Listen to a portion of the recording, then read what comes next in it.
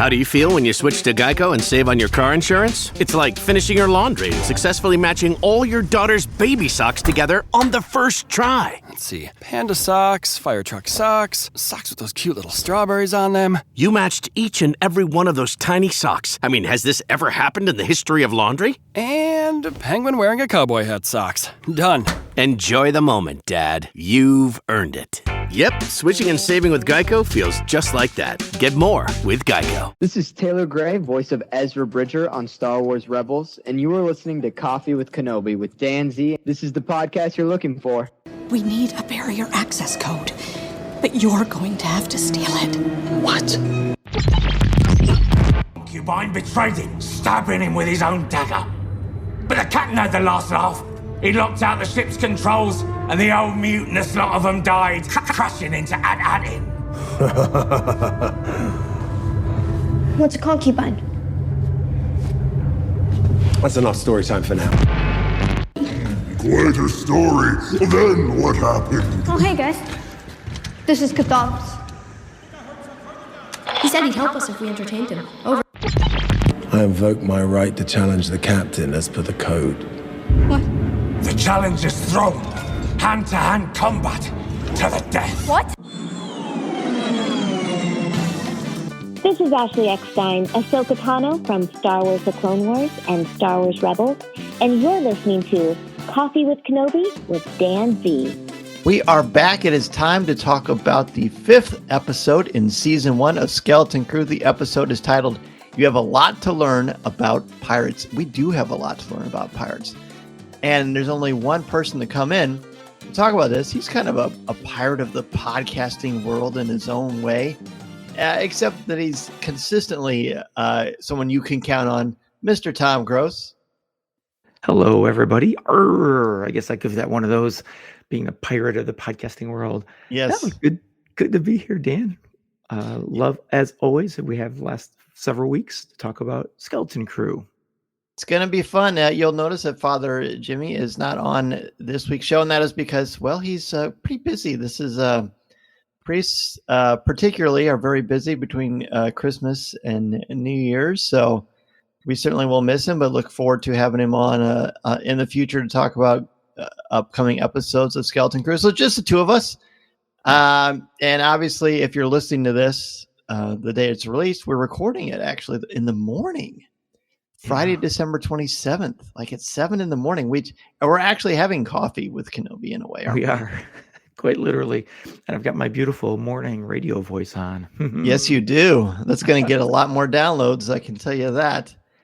And, you know, this is as I said last week, I mean, for years, Coffee with Kenobi's come out on Thursdays. But this week and next week, they're coming out on Fridays. Because family first, we're enjoying the holiday season with our family and friends.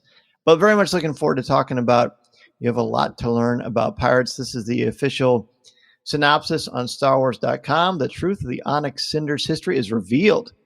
The vessel is the storage ship of pirate Captain Tack Renaud. If I'm pronouncing that correctly, Gar, you can let us know later, which we definitely appreciate. Who hid the coordinates to At-Atin in his lair on Lanupa. Jod, Wim, Fern, KB, and Neil break into Renaud's secret lair, hidden beneath a luxurious hotel spa, but a new discovery will change everything for our crew. Tom, one word to describe, you have a lot to learn about pirates and overall sort of comments on it. The one word, I went back and forth on this one, but I think there's really, to me, the best word is mutiny. Let's go with a good pirate word for this episode. I will say from the start, and my wife and daughter both watched this episode with me, and we've kind of all looked at each other at the end and said exactly this. The episode, there were places in the episode where it dragged a little bit, but the reveals they have quite a bit of information to reveal in this episode. Lots of pirate lore, as the title implies. You got a puzzle, you've got creatures, you've got strange pleasantries, all that kind of good stuff in this one. Plus, we do get a lot of information about the ship, as you gave in the summary there. And so, mutiny seems to be the word that I'm going to go with today. Mutiny is a good word. My word is scum. Jod shows his true colors. Yes. And it was pretty jarring, but pretty on par with what we feared might actually happen. Yep. It's interesting to hear you say that you thought there were parts that maybe dragged a little bit. That's definitely how I felt last week. I would put this 5th episode among the best episodes of the season. I thought it was tremendous. I was quite captivated, and I thought it also had some nice little nods to Indiana Jones and Dungeons and Dragons, and I really enjoyed that, and I wondered if you caught that as well. I'm sure you did. Oh, 100%. Especially once they arrive on, I'm scrolling really quickly here to get to the name of the planet, Lanupu. Is that it? Lanupa, Lanupa is how I pronounce it, but I Lanupa. don't know that I'm right. No, I think you've got it. What I couldn't remember was the A or the U. But once they get there, I think the episode really picks up, and that's where I go, okay, this is kind of a cool adventure. And with the twist of the resort being placed upon, and the irony of the resort being placed upon the top of Renaud's lair, as they refer to it. So tons of adventure and a lot of fun. So I remember the first week we talked about this, a month ago, I guess, talking about the Onyx Cinder, and I only knew the name of the ship because it was on StarWars.com, but now that I'm thinking about it, was this the first time we actually knew the name of the ship? Like, was there an inadvertent spoiler revealed on the official site that gave the name of the ship? I mean, not that it mattered. We have no place of reference for the Onyx Cinder because, this is new to the overall Star Wars saga itself. But I don't remember. I believe SM-33 refers to the ship as the Onyx Cinder, and maybe episode 2. Somewhere back in that area. I remember we did talk about it, but I knew it before we talked about it on the show. So somewhere it is mentioned once they are on the ship. I think it's or maybe it's the pirate in charge on the pirate lair. Could be. Well, if SM-33 revealed it in episode 2, that would track because Jod doesn't show up until the end of episode 2. So maybe he said it to the kids, but Jod just didn't hear it. Now that makes sense. Okay, very good. Well, let's just dive into it. I've got plenty of things I think we could talk about, but I want to hear from you first. What's something that jumps out to you about this one? So the first thing that I thought about, and this is where I think things were dragging, it was when they were on it was kind of when they're on the ship, and SM-33 is sharing lore. And again, the lore is interesting, but somehow which was, by the way, was reminiscent of C-3PO telling the Ewoks the lore of the heroes in Return of the Jedi. In the Galactic Civil War, yeah. Right. But it's when Wim walks away and Jod follows, and he catches Wim just sort of feeling sorry for himself and being sad and even weeping a little bit. And you could tell Jod is extremely uncomfortable with this situation. Didn't mean to catch him in this place, which is very interesting in comparison to how many male father role models have we come across in Star Wars where they handle this with grace. And even though they may be inexperienced, they still tackle it, whereas Jod is very reluctant in this situation. But I became quite excited here because in this conversation, I feel like Jod reveals that he has been trained somewhere as a Jedi. He gives Qui-Gon Jinn's advice of your focus determines your reality. And then he turns around and says that you have a vision, Wim. Embrace it. Make your life the one you wanna live. And Wim, and then he uses some force work here to give Wim his little ebook back, and says, and Wim says, if you're not a Jedi, how did you do that? and Jod doesn't reply. No. So he's withholding information there. And so I don't know. I just thought he turned to those sort of that part of his life to be able to talk to Wim in this moment of downness, or however you want to put it. So you think this could be a clue that he, in fact, was a Jedi, or at least at one point was in the Order? Was trained, yes. Okay, or because interesting. So I'm glad you brought up that. I think that's a pretty pivotal conversation in the episode, and I looked at it a little bit differently because when he's saying the things, and I certainly noticed that sort of almost like an homage to Qui-Gon, more for the fans than maybe for this, because would he know Qui-Gon Jinn? I don't know, maybe. It's possible. There's a big age gap there when this takes place versus when Phantom Menace came out. But I noticed when he was delivering these lines, they felt like rote recitations of different Jedi aphorisms, but they almost out of context didn't necessarily relate to Wim and what Wim was going through and what Wim was feeling.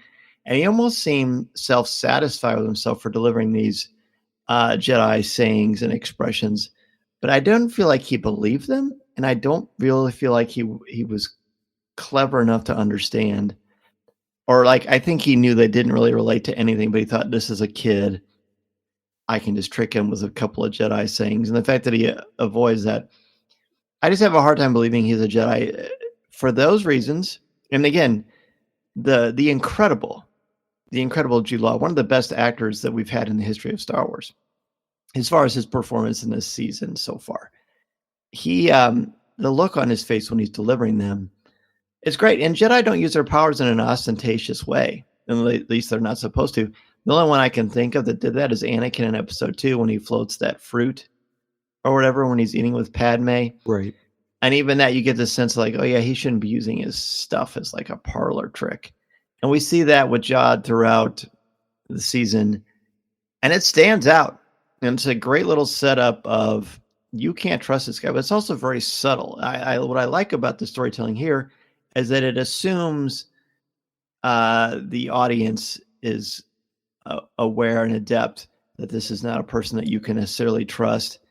And I really thought it was a triumph in sort of character development. All valid points, and that's why we have these conversations, because it really kind of broadens the perspective, for sure. All as you're saying, walking through all of those, I can see exactly what you're talking about. And maybe I'm as childlike as Wim, where I believed, but I guess where you're not the first person to fall for the charms of Jude Law. Well, I'm sure. I guess I heard it as someone who's walked away, maybe not believing. And I like that interpretation. And so still has the skills, but did go through it, but just didn't. I don't know. He definitely shows ability in the Force, but he also shows a very strong independence, which is very likely what made him a pirate. And so I guess when I heard Qui-Gon's line, I was like, okay, this is like a line that you would hear from Yoda that Obi-Wan passes to Anakin, and Anakin passes to somebody else, or says in a different context. So I guess that's where I took that. But certainly, I'm with you 100%. It develops his character, makes us wonder more about who this character is, right before we do learn a ton about this character. So it's a very pivotal moment, and yes. It kind of in a way sets up what Wim does later on in the episode. I agree with that. It's good. Again, I really commend this series so far for the excellent storytelling. I think there was only one. I think the only thing that, and I'll just jump with my first one, kind of. at the beginning when they show the parents, working behind the scenes to try to figure out and like get a message through the barrier and the subterfuge with Wim's dad. I love that. Personally, I didn't necessarily need it, but I think it would have benefited to see some sort of a hint that these parents were working together sort of covertly, because they didn't feel like they could trust the system, and which I did allude to a couple of weeks ago, but we've never seen actual concrete evidence of that.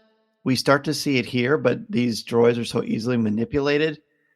We still don't see the supervisor. I would love to see who the supervisor actually is.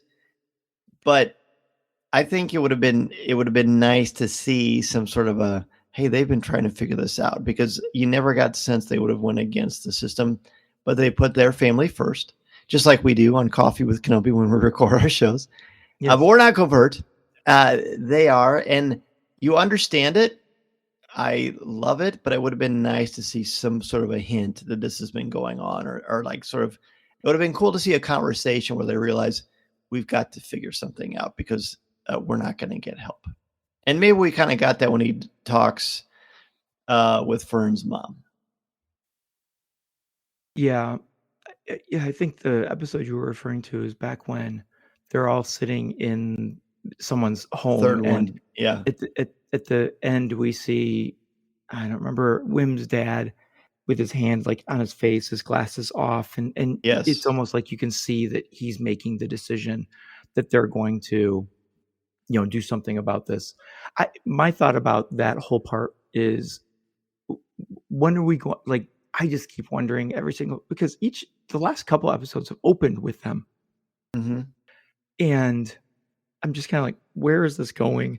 And based on how far the kids have gotten and come along, they don't feel like, it doesn't seem like they are making much, the parents are making much headway, which Right. could at the same time imply that there's a really strong hold on Ed Atton as far as the secrecy and keeping things withheld.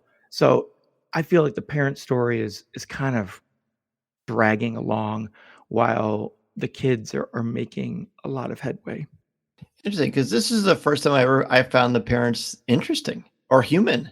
Before, they just kind of seemed a little, not cardboard, but just sort of paint by numbers. But here I felt like, all right, we're seeing some, I feel like layers might be too generous of a term, but we're seeing a little bit more nuance, and seeing them legitimately, because in the first few, they seem kind of cold, especially Wim's dad.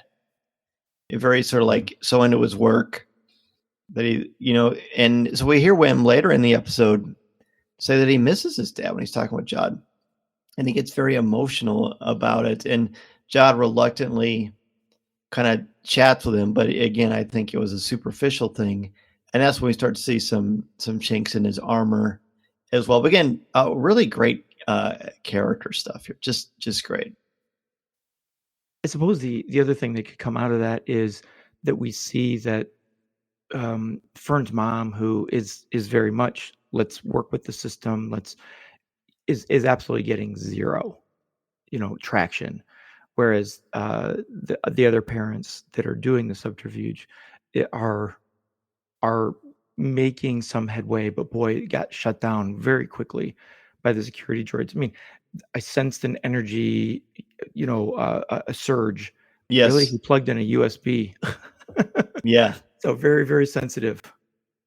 Yeah. It kind of cool, isn't it? The callback in the first episode when Fern makes her security droid forget what he saw or what it saw. And then we see the mom do the same thing. So I like that sort of a playful wink to, hey, maybe that's where she got it from. Her mom's pretty clever too. That was great to see. So based on that, I know there's another point I really want to talk about, but what's the next one that you have? Oh, I just have something. I don't know if it's fun or maybe it's has some meaning to it as well. So they're going to Skull Ridge Mountain. Is that what it's called? Skull Ridge? I think so. Yeah. And when they arrive and they hear that the planet's called Lanupa, and they kind of chide SM-33, who, by the way, I'm noticing is also starting to stutter again. Or has he done that the entire series? He has, but the kind of the veracity of it changes. Yeah, and so the last time we had a major stutter problem, he sort of defaulted or went to madness. But anyway, they chide him and say, Lanupa, this is the pirate, and he says, oh, it goes by many names, the Demon's Nest, or the Demon's Rest, and Battle World, Lanupa. And it kind of made me think about the pirate life, because a pirate, why wouldn't a pirate's world have as many names as the pirate himself? Which right. we also learned, which we also learned that Jod has another few names. First of all, he takes on a new name of Professor Gorlox, but then he runs into a bounty hunter named Pocket, who, interestingly, he couldn't remember, even though he left her for dead in I forget, in a pit of leeches or something like that. Did you catch who that actor is? She is the voice of Merida from oh my gosh, Brave? Oh, yes. Oh, I noted the Irish accent, but I did, or the Scottish accent, but I did not. That's fun. Oh, that's funny. But she calls him Dash Zenton, which I was like, oh, I appreciate the Dash aspect because of, is it Dash Rendar? That's right. Yeah, absolutely. Yeah. But so then, he takes on more names here. And so you kind of start seeing that, okay, Jod, we see how this happens as a pirate. Everywhere he goes, he takes on a new name in which to protect his original identity. And so to me, it kind of opened up the fact that, all right, we're getting to the core of who Jod is. I've been suspicious of him all along, wanting to believe that he's the good guy and he's going to get the children back and safely, even though he never withheld his hand that he was doing this for treasure or for some sort of a payout. But we always held out that he had some goodness in him and that he would want to do the right thing. And so as we get closer to the core of him, how he came about being who he is. So here's the aliases we've had: Crimson Jack, we've had Captain Silvo, we've had Professor Gorlox, we've had Dash Zenton, which begs the question, with all these different identities and aliases, which, on the surface level, he's a pirate. He always is changing his name and identity because he's a crook, because he's a criminal. And we see the degree of which he will go as a criminal at the end of this. But then you kind of wonder to yourself, does he even know who he is? Has he gotten so lost? What is it that happened that got him so off the path of, even if he was around Jedi, I'm still not sure if that's even the case. It might be. What threw him off this path to become the person that he is today? I want to talk about Lanupa and this high-priced spa. I found this whole thing. Star Wars is rich in its lore and history of exotic and unique locations, some almost ironic in a way. And you've got the surface level of beauty, but beneath it is really dark and dangerous, and that is Jod. We'll talk about a nice little metaphor for who Jod is. It looks great on the surface, but inside it's acidic and dangerous. And I love that metaphor. It's almost allegorical to a degree. But the entire sequence, you see him getting increasingly irritated with the kids and a little bit frustrating. SM-33, they've rerouted SM-33's power so that SM-33, it was KB who did it, so is not necessarily a factor. And I kind of love that scene where, like, all right, let's get us to this ship, and he just sits right up and breaks all the ropes instantly, which of course he did, because how is that going to hold a droid back who's clearly very capable in battle? But the one of my favorite part of all of this, And I was looking online in this so early, and maybe by the time this is out, people will be like, "Oh yeah, it's the blah blah." But that creature in those depths that looks like sort of a walrus thing. It reminds you of the Beatles or Pete's Dragon or something like that. I love that whole sequence, and I thought that was a beautiful melding of ILM magic and acting.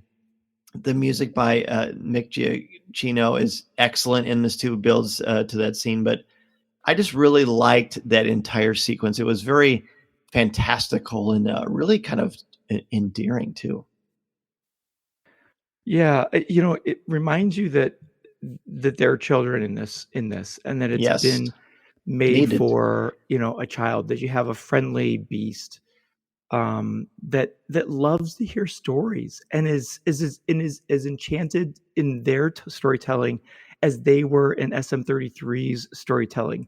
So I thought within this episode, it was a very nice turn of events that reminds us that this is a story for, I don't want to say for children, because I mean, goodness, we're enjoying this as much as anyone else would. And so so it's got that, but then to add upon that is there's lots of little things throughout this really kind of heavy storytelling in episode 5 that reminds us that there are kids, and that it is a kid's story. In particular, the fun that we had when Jod disguises them as a wise group of wise elders. Yeah. Elders, yes. And they do the silly alien talk with each other of just like, yes. Yes. It was just wonderful.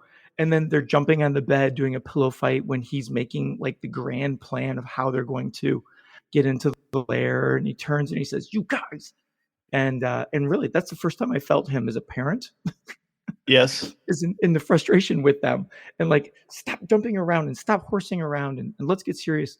But then they're the ones that figure out how to get to it.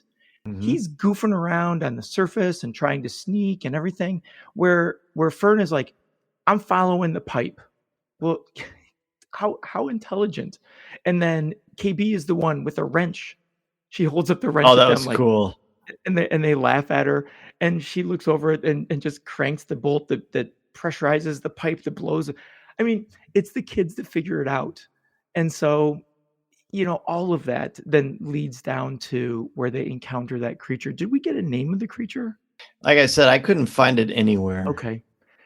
I'm 100% on board with you, and I'm glad you brought that up, because I thought that moment with the creature was just super Star Warsy and appropriate at this time.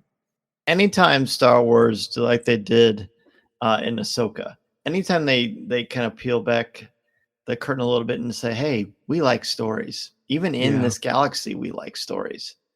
Very, very cool. And isn't that the case with some good dragons, where they like to hear a good story too? Which kind of dragon likes those stories? I mean, every one of them. The gold ones? I would probably go with a gold dragon or a metallic dragon, because they love to talk and they love people. And seeing that taps into your other passion with teachers in the dungeon. So I'm excited. I remembered which dragon it was too. Good for finally. Yeah. Finally, I said something insightful here. And I feel pretty. I guess let's talk about the traps and the big ending. I'll let you kick this off, because I know again it's. I could talk about it from an Indiana Jones perspective. I love the homages, and this was a trap sequence that would have made Indiana Jones come to life. But tell me what you loved about it. Oh, I mean, I think this part that I love the most about this is I've got the list, by the way, of the traps. Okay. That I'll get to here in a second. Oh, you got to know that I was writing down the list. I'm very happy to hear this. Yes. But how SM33 previews every single one of them.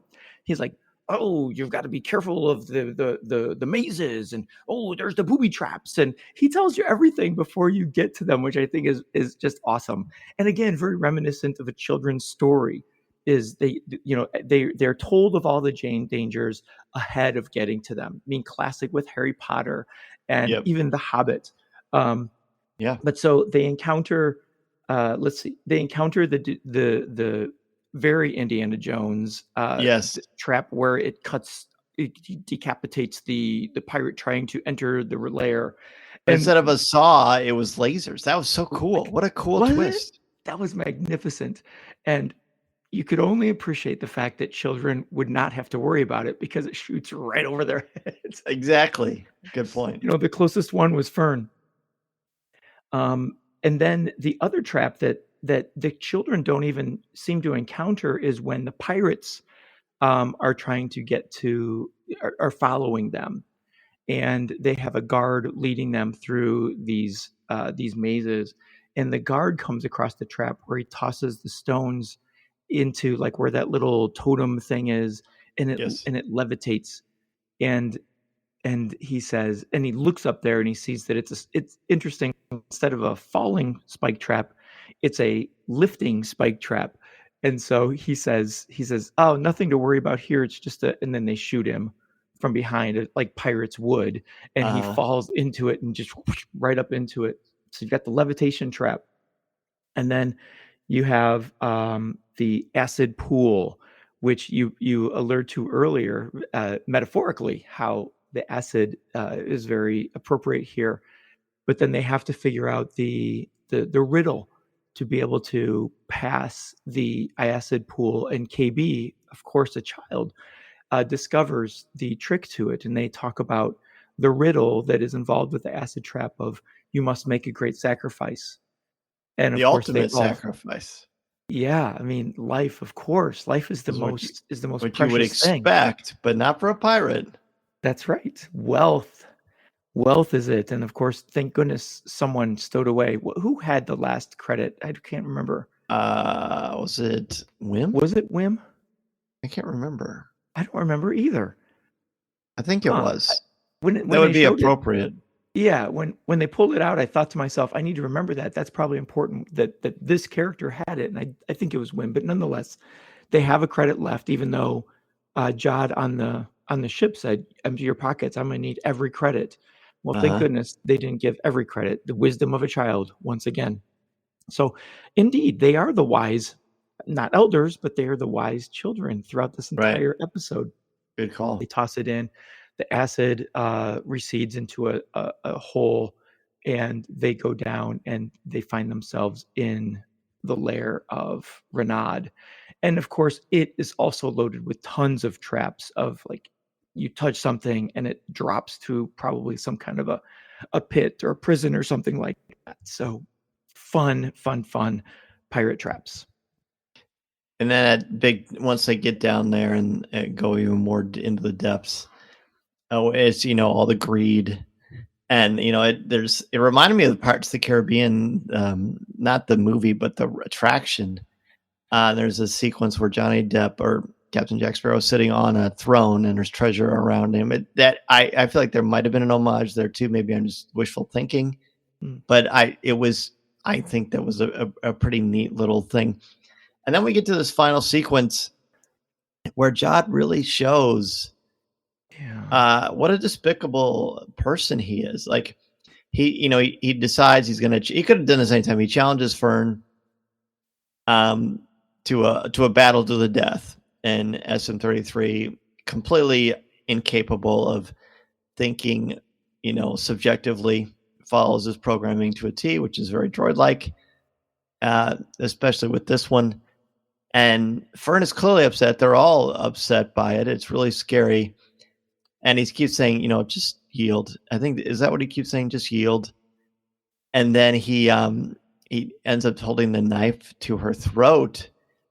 Yeah. Really, it's tricky, isn't it? Because I think because it's Jula, because it's Jod, and you've seen some things, but they almost felt too good to be true. The depths that he will go for greed. This person is really lost, and you see everyone we've encountered has said, do not trust this guy. But it's also sort of a reminder to us, like, you may want this guy to be good, but it's kind of hard to come back from that. Would he have actually killed her? I don't know. I fear that he would have. I would like to think no. But that was very jarring. I'm not going to say upsetting because that's the context of this pirate, but it's a very upsetting concept. The idea of it, that you're so greedy and so lost that you would hurt a child or take a child's life. And boy, does that stand out as a gut punch. The two warnings that we got that were very revealing that this was going to happen was not only the bounty hunter Pocket warned and said, you guys, he's a Slimo, don't trust him, blah, blah, blah. But then our good, quote, dragon also says, you were right, do not trust him. And so implying that they had told him already that they aren't sure that they should trust him.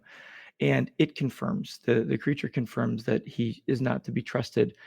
The part that really hit me and almost, as you said, almost was upsetting, was when he has Fern in the hold with the knife to her throat.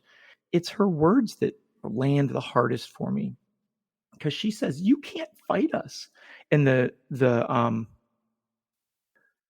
captions at the bottom, which, as I know you always say that you have those on, and so I turned them on as well, because they do reveal things when you can't quite pick up what's happening. They also give emotion on there, and so it says she's crying.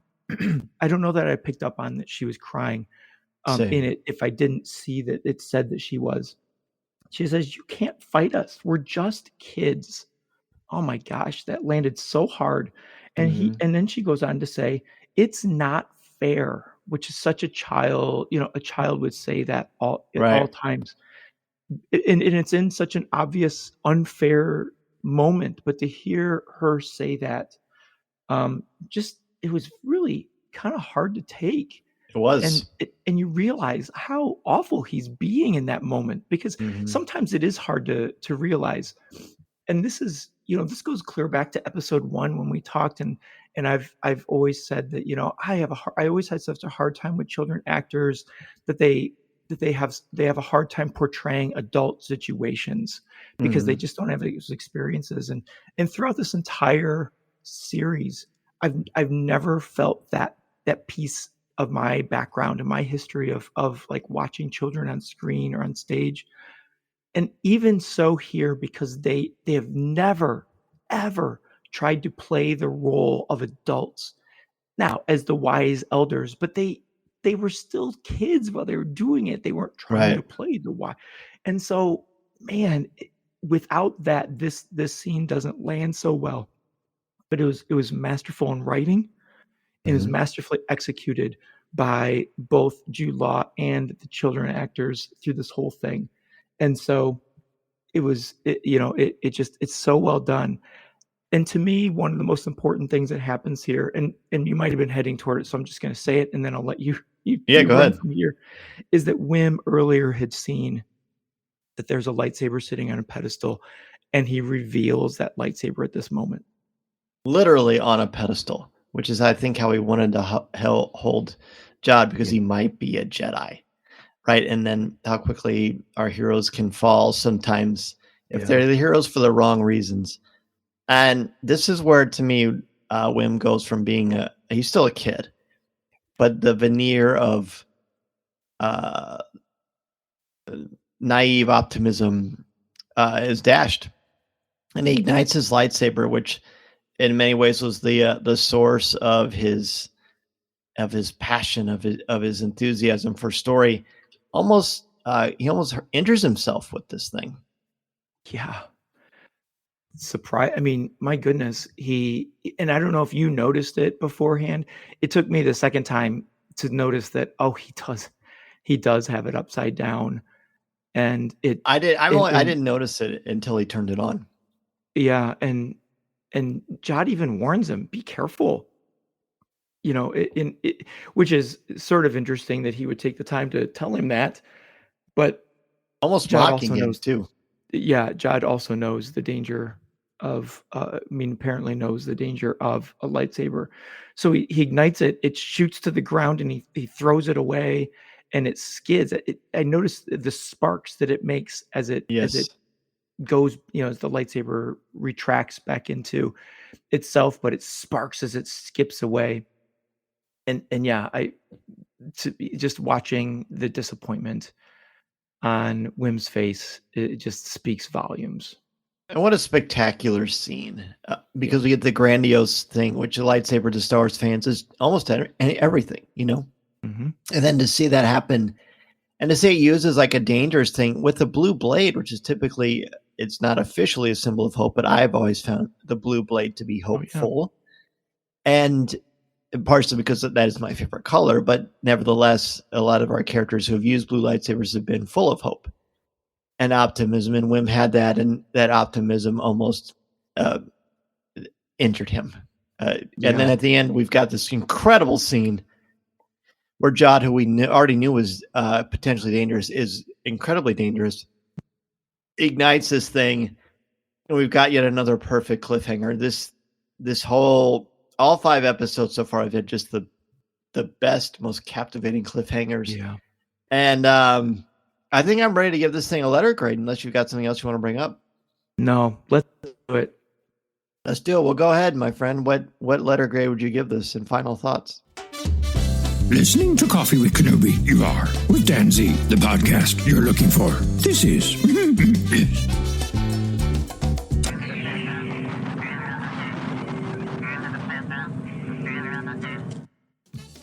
So my final thoughts are, well, my letter grade is an A. This was a wonderful episode.